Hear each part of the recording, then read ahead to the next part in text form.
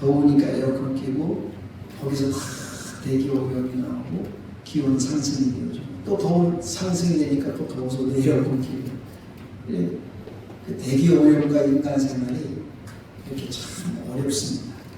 그래서 기온이 상승하고 자외선 또 오존층 뭐 이게 이미 다 굉장히 경고음이 벌써 들어갔는데 그러시고 일어나서 비록 시골 한켠에 살고 있지만 세상을 향해서 기도하고 또 염려하는 성도들의 마음가짐이 다시 한번 가졌으면 좋겠다는 생각이 듭니다.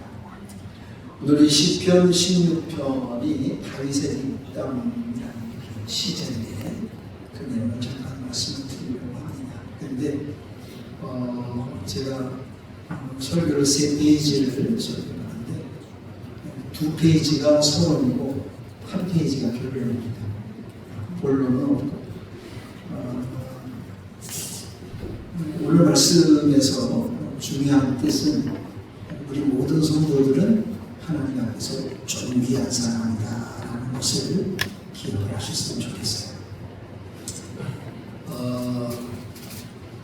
늘 상대방을 비교하면서 자신은 불행하다라고 생각하는 어떤 주부가 있었습니다. 근데 이 주부에게 아이가 있었는데 아이가 친구들에게 뭐라도 뒤지면 견딜 수 없어 할 정도로 그렇게 아주 그냥 힘든 엄마예요.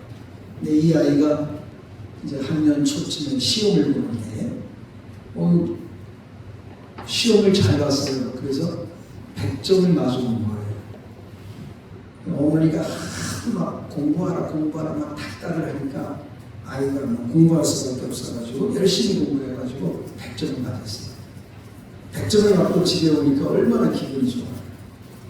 그래서 엄마 오늘 100점 맞았어요. 그러니까 엄마가 하는 소리가 앞집에 영식이 몇 점 맞았냐? 90점 맞았어요. 그래 아이는 기분이 굉장히 좋을 줄 알았어요. 그랬더니 엄마가 또 이런 말을 합니다. 오늘 100점 맞은 사람 모두 몇 사람이야? 아이가 꼴레가 어떻게 알아요? 시험 문제가 시험 나오네. 이거는 거예요. 오늘 시험 100점 맞은 것은 뭐 다 어디 가고 몇 명이 맞았냐? 걔보다 잘했냐? 이게 이 엄마의 그 생각이에요. 그러니까 아이한테 막 닥달하니까 남편이잖아. 그만해요. 그러니까. 남편한테 또 막 쏘아붙입니다. 앞집 남자 보세요. 부장이잖아요. 부장. 돈도 잘 벌어오고 인간성도 좋고 아이들도 잘 가르치고 당신은 그러니까 안 되는 거예요. 남편이 참지 못해가지고 아내한테 당신 학교 다닐 때 1등 했어? 1등 못했거든요. 그러니까 늘 이렇게 좌불안석 남과 비교하면서 인생을 사는 거예요. 그러니까 이 불행해지는 확실한 방법은 남하고 비교하는 거예요. 다른 사람과 비교할 때 이미 행복은 사라집니다. 행복의 가장 큰 적이 비교하는 거예요. 남과 비교하는 거예요. 자신보다 우월한 사람이 상대방이 자신보다 우월하면 열등감에 빠지고 상대방보다 내가 잘하면 우월감에 빠지고 우리 종잡을 수가 없는 거예요. 그래서 이 비교의 그런 그 늪에 빠지면 인생이 정말 불행 그 자체입니다. 말도 그래지고 생각도 그래지고 행동도 그래지는 거죠. 미국의 그 코넬 대학이라고 유명한 대학인데 거기서 그 심리학과 학생들하고 교수들이 그 올림픽에서 메달을 딴 사람들을 그 행복 지수를 연구를 했어요. 그러니까 올림픽에는 메달이 3개죠. 첫 번째가 뭐예요? 금메달, 은메달, 동메달. 선수들은 금메달을 따기 위해서 계속 열심히 준비하고 그래서 이제 금메달도 따고 좀 아쉬워서 은메달도 따고 또 그리고 동메달도 따고 그래요. 그런데 금메달, 은메달, 동메달 딴 사람들의 여러 항목을 가지고 이제 평가, 행복한가, 기쁜가, 만족한가의 그 행복 지수를 이렇게 체크하는 체크리스트에서 이제 한 거예요. 그런데 놀라운 게요. 10점 만점에 금메달은 9.9가 나왔어요. 9.9. 당연히 그랬죠. 9점. 그 다음에 나오는 좋은 점수가 어떤 메달이 좋은 점수가 나와야 돼요? 은메달. 은메달이 행복지수가 4.8이 나와요. 그 마지막 무슨 메달이에요? 동메달. 동메달은 몇 점 나와야 돼요? 한 3점이나 2점 나와야 되는데 동메달이 행복지수가 8점이 나왔어요. 은메달보다 2배나 높은. 이게 왜 그러냐? 동메달이 은메달보다 못한데, 근데 뭐 거기 여러 이유가 있습니다만 한 가지만 말씀을 드리면, 은메달 딴 사람은 아이고 그냥 조금만 더 했으면 금메달인데, 조금만 더 했으면 금메달인데, 그 아쉬움이, 은메달은 생각도 안 하고 이 사람은 뭐만 생각하는 거예요? 금메달만. 은메달 땄어요 지금 현재. 그것도 굉장히 잘하는 거거든요. 근데 이건 생각이 안 들어요. 조금만. 그러니까 막 그냥 불행하고, 금메달하고 자기하고 비교하니까 잠도 못 오고 그냥 조금만 아이고 왜 그랬어, 뭐 이런 것 때문에 행복지수가 낮은 거예요. 근데 동메달은 왜 은메달보다 못하는데 행복지수가 높을까요? 동메달은 이야 까딱하면 4등 할 뻔했는데, 아이고 이게 어디냐, 까딱하면 4등 메달도 못 할 뻔했는데 이게 어디냐.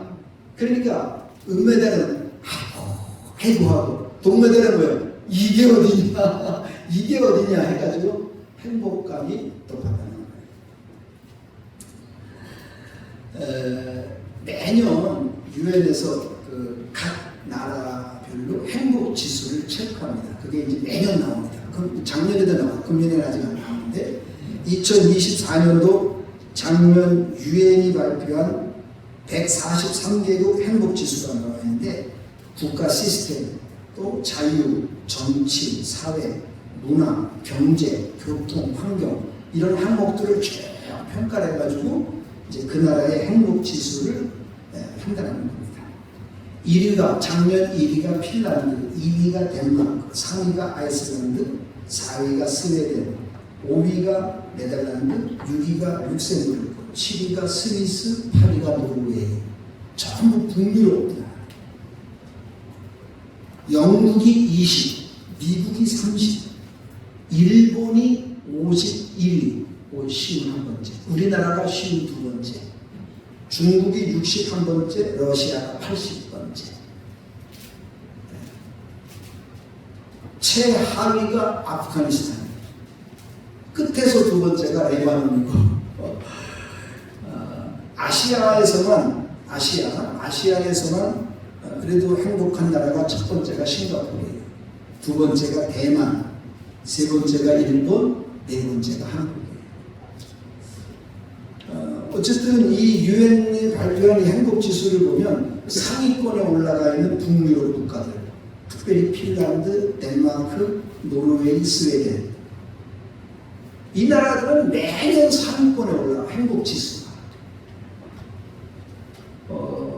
이걸 조사한 거죠. 왜 그들은 그렇게 마음속에 행복이 넘칩니까?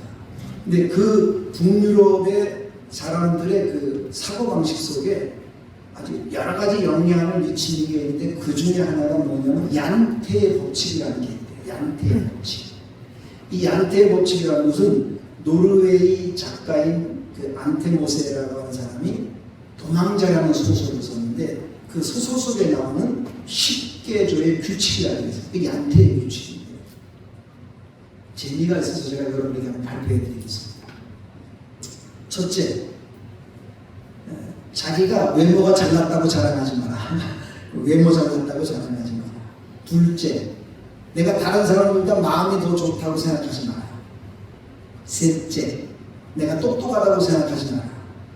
넷째, 내가 다른 사람보다 우월하다고 생각하지 마라. 다섯 번째, 내가 다른 사람보다 더 많이 알고 있다고 착각하지 마라. 여섯 번째, 내가 다른 사람들보다 더 중요한 위치에 있다고 생각하지 마라. 일곱 번째, 내가 무엇을 하든지 다 잘할 것이라고 너무 장담하지 마라. 여덟 번째, 다른 사람을 비웃지 말라. 9번째, 다른 사람이 나에게 신경 쓰고 있다고 생각하지 말라. 우리는 다른 사람 신경 너무 많이 쓰는데 이게 정말 안 좋은 것 중에 하나거든요. 필요할 때도 있죠. 염치와 정절을 필요한데 너무 지나치고 다른 사람이 나를 어떻게 볼까? 이게 자기를 위한 짓누르는 거예요. 9번째가 그런 것이고 10번째가 다른 사람을 가르치려고 들지 말라라는. 근데 이 10가지 규칙은요, 가만히 분석해보면 비교의식을 갖지 말라는 거죠. 남하고 비교하지 말라. 있는 그대로를 존중하고 만족하자.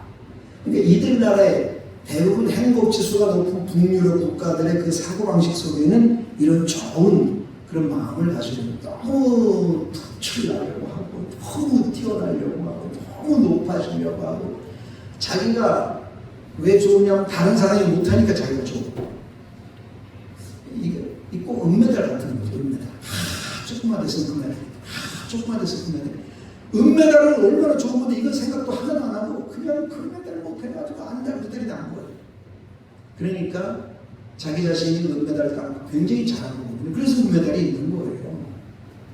그런데 그런 걸 전혀 생각 안 하고 다른 사람에 대해서만 평가하는 것이 안타깝다. 아까도 말한 대로 비교의식에는 우월감과 열등감이 있어요. 근데 그 결과는 행복이 아니라 불행입니다. 영국의 유명한 신학자이면서 사상가가 있어요. 20세기 최고의 학자라고 할 정도가 라고 불리우는 사람인데 그 사람이 C.S. 루이스라는 사람이에요. 이 사람이 비교는 사탄의 가장 무서운 무기다. 이 사람이 여러 책을 썼는데 재미난 책이 한 권 있어요. 우리나라에도 번역이 됐어요. 그 책 이름이 뭐냐면 스크루테이프의 편지라는 말인데 이 스크루테이프는 악마 이름이에요. 그러니까 악마의 편지예요, 실제로. 그래서 이 스크루테이프의 편지가 악마의 편지라고 우리나라에도 번역이 됐는데 여기 재미난 이야기가 나오는 거예요. 이제 한 경건한 수도사는 이제 이렇게 수행을 하는 사람이에요. 혼자 살고 금식도 많이 하고 절제하고 청빈하게 사는 그런 사람들을 수도사라고 해요. 근데 이렇게 그 시대에 아주 굉장히 경건한 수도승이 하나 있었어요. 근데 이 수도승이 너무 훌륭하니까 사람들이 다 존경하고 막 굉장히 아주 저기 하는 거예요. 근데 이제 사탄이 저놈 수도승을 어떻게든지 넘어뜨려야 우리나라가 지금 이 사탄의 나라가 좀 강해질 텐데 아니 어떻게 하면 좋지? 그러니까 회의를 했어요. 그게 그 책에 나오는 내용이 회의를 해가지고 내가 가겠습니다. 너 어떻게 하려고 그래? 내가 갔어. 가가지고서는 커다란 금덩이 하나를 주면서 내가 이걸 당신한테 줄 테니까 너무 그러지 마. 그래서 금덩이로 유혹을 하는 거예요. 근데 그 수도사가 눈도 깜짝 안 하고 있는 거예요. 어이 그까지 그 금덩이 뭐 아무것도 아니야. 그래서 그 첫 번째 사탄이 실패를 한 거예요. 그 두 번째 사탄이 내가 가보겠습니다. 어떻게 하려고? 아주 예쁜 여자로 저 남자를 꼬시겠습니다.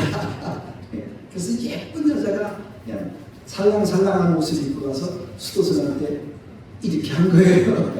그러니까 이 수도승이 돌같이 그냥 크다란 그런 거 너무 많이 유혹을 받아가지고 틀렸어요. 세 번째 사탄이 가서 이번엔 내가 하겠습니다. 그래, 어떻게 하려고 그래? 이번엔 가서 의심의 마음을 주겠습니다. 그래? 좀 색다른데 어떻게 하려고? 나만 믿으세요. 사탄이 가서 이제 그 수도승한테 가서 귀에다가 이야기하는 거예요. 당신이 지금 이렇게 금용생활하고 하나님 믿는다고 이러는데 그게 무슨 이득이 있냐? 당신만 힘들어. 꼭 그렇게 살고 있어. 세상 뭐 있어? 인생 뭐 있어? 재밌게 살아. 이제 이렇게 유혹을 한 거예요.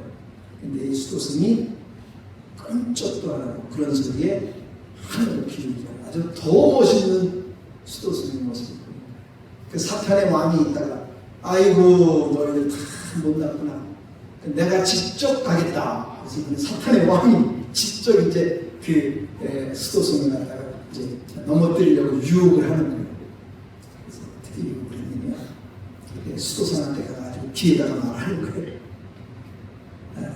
그저께 당신이 그들 그렇게 같이 이렇게 경쟁하고 보니까 아무리 수도사이 이번에 이분이 수도관의 총재가 됐어요.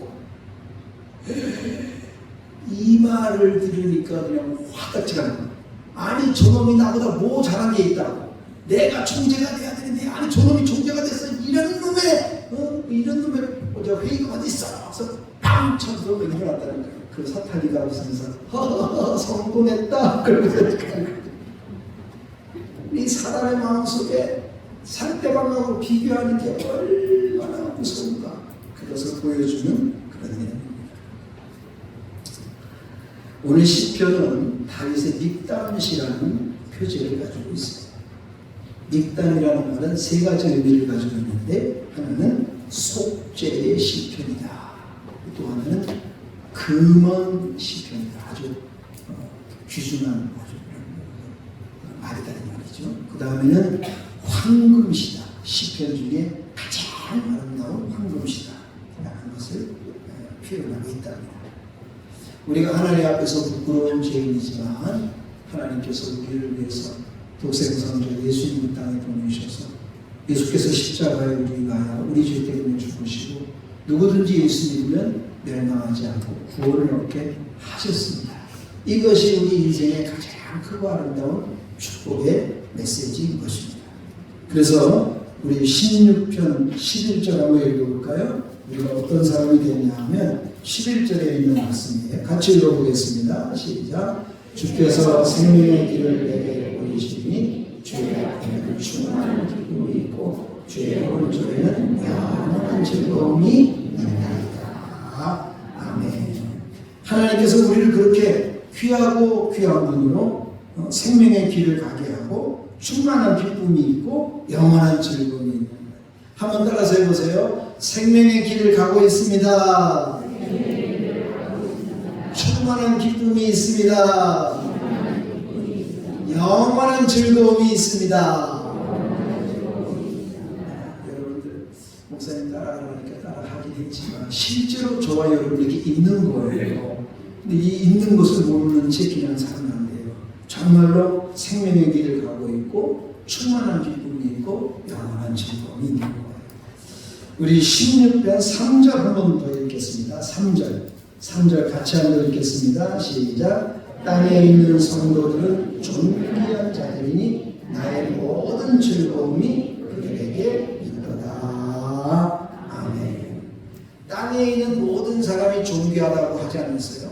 땅에 있는 누구가 존귀하다고요? 성도들이 존귀하다. 여기 존귀하다라는 그 히브리 말 압딜이라는 말은 크고 높고 귀하고 거룩하고 영광스럽고 뛰어나다 이런 의미들을 가지고 있어요. 주 하나님을 경외할 때 쓰는 독특한 단어예요. 근데 그 단어를 우리에게 믿는 우리들에게 주신 거예요. 땅에 있는 성도들에게 하나님의 거룩한 백성이기 때문에 존귀하다 그렇게 말하는 겁니다. 그들은 하나님에게 있어서 누구와도 비교할 수 없는 특별하고 존귀한 분이에요. 누가? 예수 믿는 우리가. 하나님이 보실 때 우리는 특별하고 정말로 비교할 수 없는 특별한 존재예요. 이걸 여러분들이 알으셔야 돼요. 여러분들은 어떠한 사람이냐? 굉장히 존귀한 사람이에요. 믿는 우리들은 하나님의 형상으로 창조를 받았잖아요.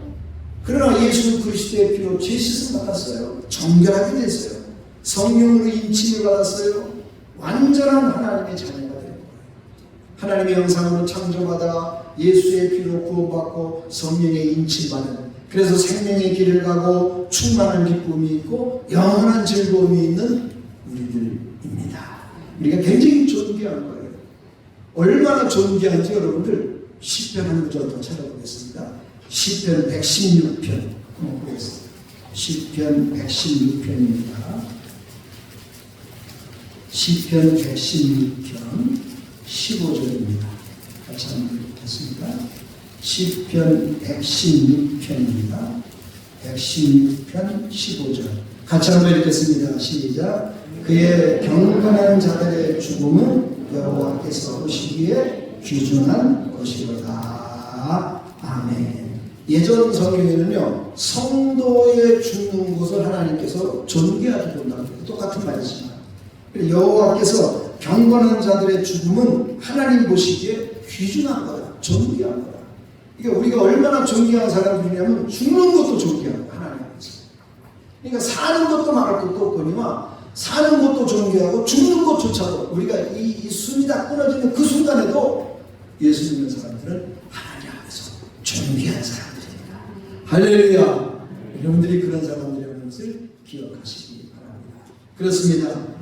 하나님은 이 성도의 어려서부터 백발이 될 때까지 하나님께서 돌보시고 우리들의 앉고 일어서를 다 아시고 눈동자같이 보살피시고 죽을 때까지 인도하시고 죽을 때도 귀히 보시고 천사들을 동원해서 힘을 주시는 존귀한 우리들임을 잊지 마시기 바랍니다.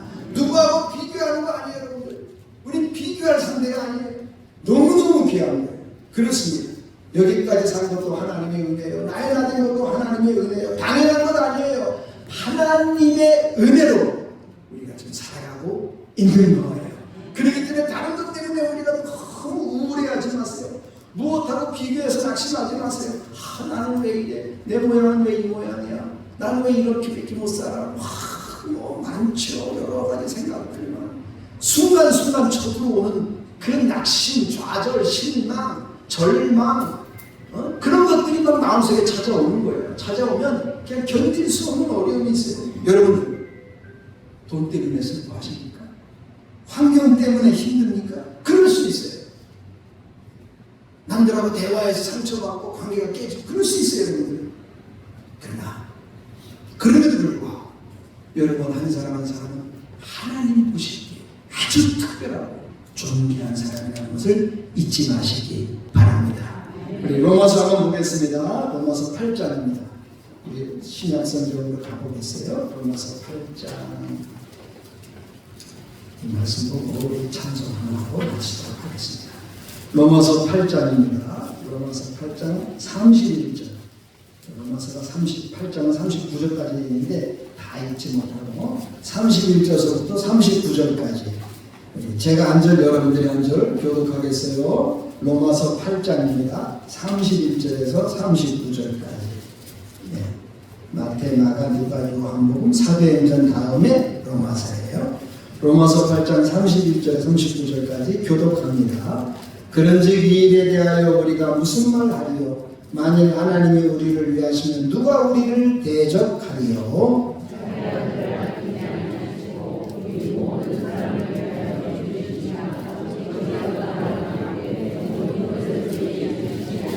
누가 능히 하나님께서 택하신 자들을 고발하리요? 의롭다 하신 이는 하나님이시니.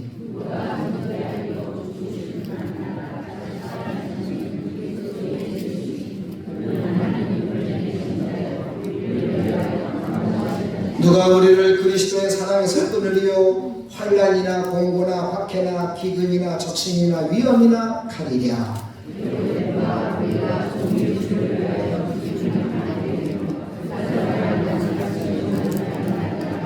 그러나 이 모든 일에 우리를 사랑하시는 이로 말미암아 우리가 넉넉히 이기느니라.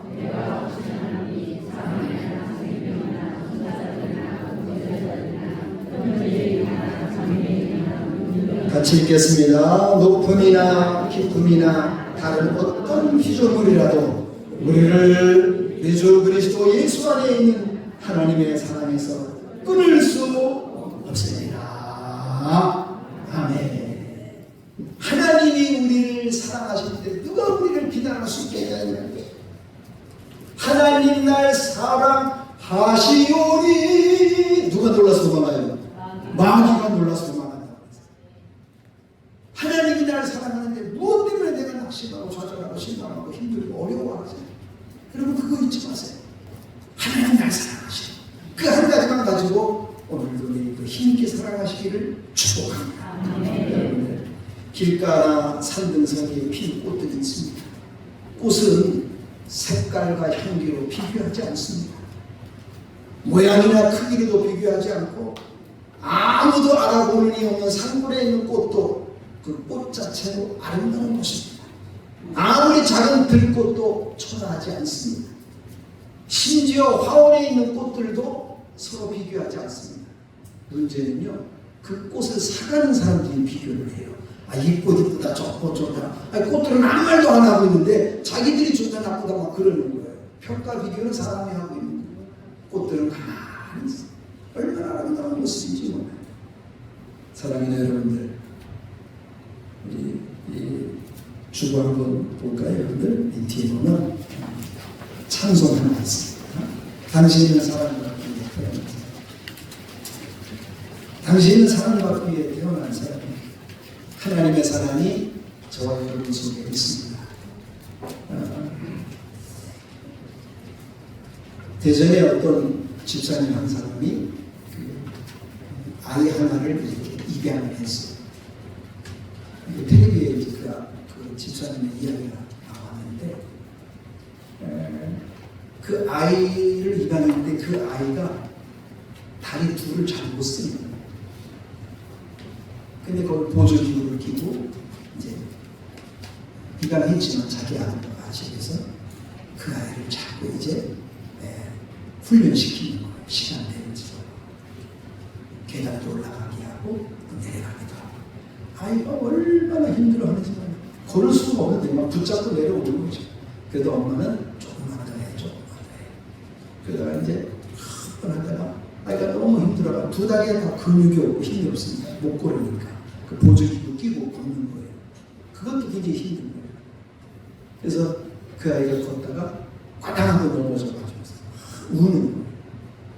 이제 엄마, 입양한 엄마 집사님이 그 아이를 이제 안고, 아이고 조그만 아이가, 그래서 이제 그 버스 승강장 거기서 앉아서 이제 버스 오기를 기다리면서 부르는 노래가 당신은 사랑받기에 태어났어. 이 아이한테 너는 하나님의 사랑을 받고 있는 거야. 네가 다리가 이렇게 힘들어서 걷지 못하고 넘어져도 낙심하지 마. 너는 하나님의 사랑을 받기 위해서 태어났어. 그런 얘기죠. 찬송하면서 기도하겠습니다.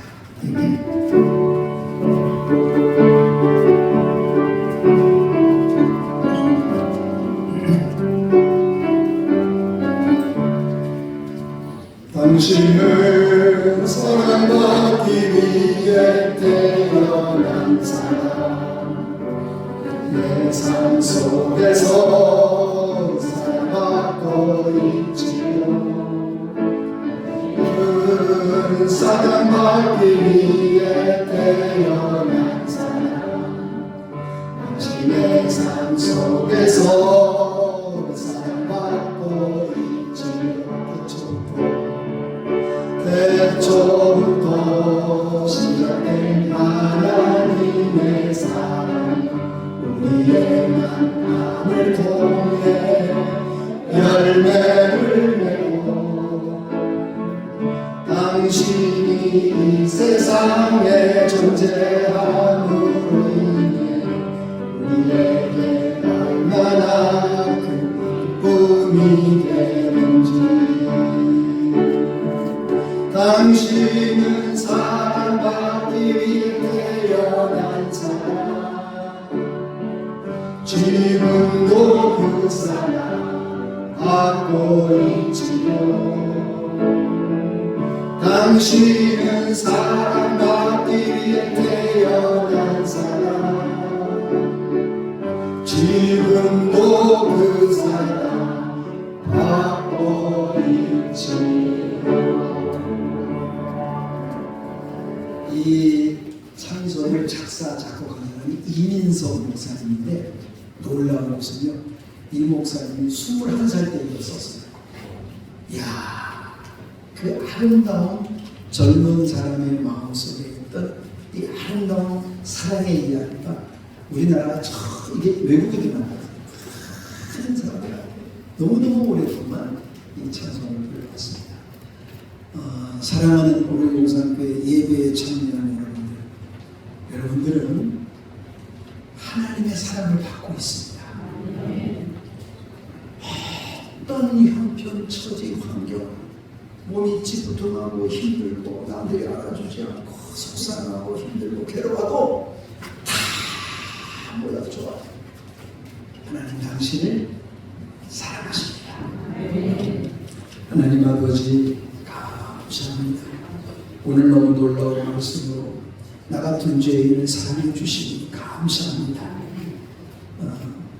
이 땅에 사는 동안 여러 가지 많은 힘든 일이 있지만 사람들은 몰라줘도 하나님 나 같은 죄인을 만세전에 택하시고 하나님 자녀 삼아주시고 예수 그리스도의 보혈로 구원해 주시고 나를 품에 안으사 내가 너를 사랑하노라 하는 말씀을 주시오니 감사합니다. 이 말씀으로 힘으로도 무더운 여름 힘든 시절 잘 이겨나가는 우리 용산교회 온 식구들이 되게 하여 주시옵소서. 예수님 이름으로 기도합니다. 아멘. 304